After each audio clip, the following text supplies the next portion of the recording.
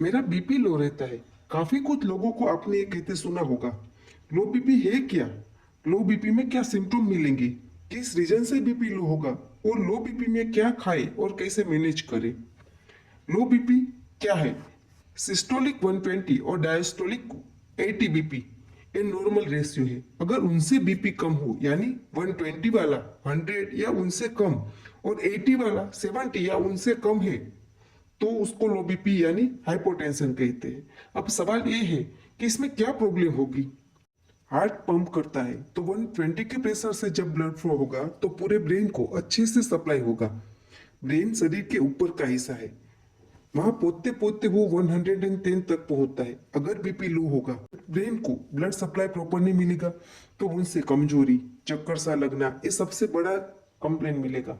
अब ज्यादा BP low में कभी कभी कोई बेहोश भी हो जाता है, किसी किसी को कंफ्यूजन जैसा लगना, उल्टी सा होना, कभी स्किन पे रेस होना, हाथ पैर का ठंडा हो जाना, कभी कोई चक्कर आने की वजह से जमीन पर बैठ जाते हैं या लेट जाते हैं या पसीना पसीना हो जाते हैं, नजर में धुंधला सा लगना और कमजोरी की शिकायत, ये सारे लो ब्लड प्रेशर के सिम्टम है।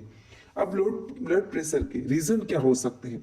अब गर्मी के दिन है या पसीना ज्यादा आ रहा है और पानी का कम पीना, ये सबसे बड़ा रीजन है। अब सेकंड, वोमिटिंग और डायरिया की वजह से डिहाइड्रेशन है तो लो बीपी मिलेगा। थर्ड, हाई बीपी की दवा चालू है और उसने लाइफस्टाइल बदल दी या वेट लॉस किया तो उसको बीपी नॉर्मली कंट्रोल होगा और दवाई का डोज भी कम नहीं किया है तो भी वो थोड़ा लो बीपी फील करेगा। फोर्थ और सबसे कॉमन, जिनको भी डाइजेशन की तकलीफ है, गैस अपचन है, उन लोगों को भी लो बीपी की तकलीफ दिखाई देगी। अब फिफ्थ है एनीमिया, इंजरी या किसी और रीजन से हुए ब्लड लॉस में।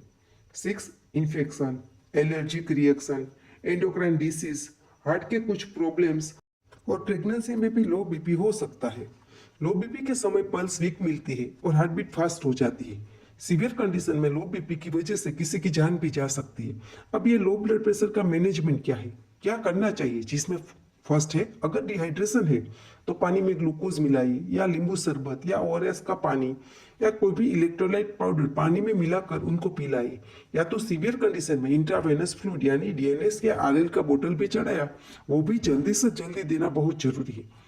और चक्कर के वक्त तुरंत बैठ जाओ, जिनसे गिरने का चांसेस कम हो जाएगा और उनसे भी आगे लो बीपी वाले को लेटाया जाए तो ब्रेन में ब्लड का फ्लो मेंटेन हो जाएगा। और पैर को थोड़ा ऊंचा कर लो, जिनसे ब्रेन में फ्लो ज्यादा जाएगा। और लो बीपी में उनसे भी आराम ना मिले तो हॉस्पिटल ले जाके आईवी फ्लूइड चढ़वाना बेहद जरूरी है।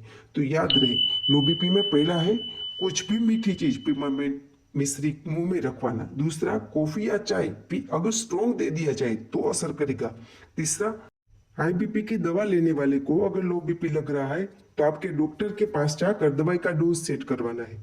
चौथा, जिनको पाचन की तकलीफ के साथ लो बीपी लग रहा है उनका पाचन आयुर्वेदिक दवाई से सही करने से लो बीपी नॉर्मल हो जाता है। तो लो बीपी में नमक का ओवर यूज करने की बजाय डॉक्टर की सलाह लेकर उनका रूट कोज दूर करके इलाज करना बेहद जरूरी है।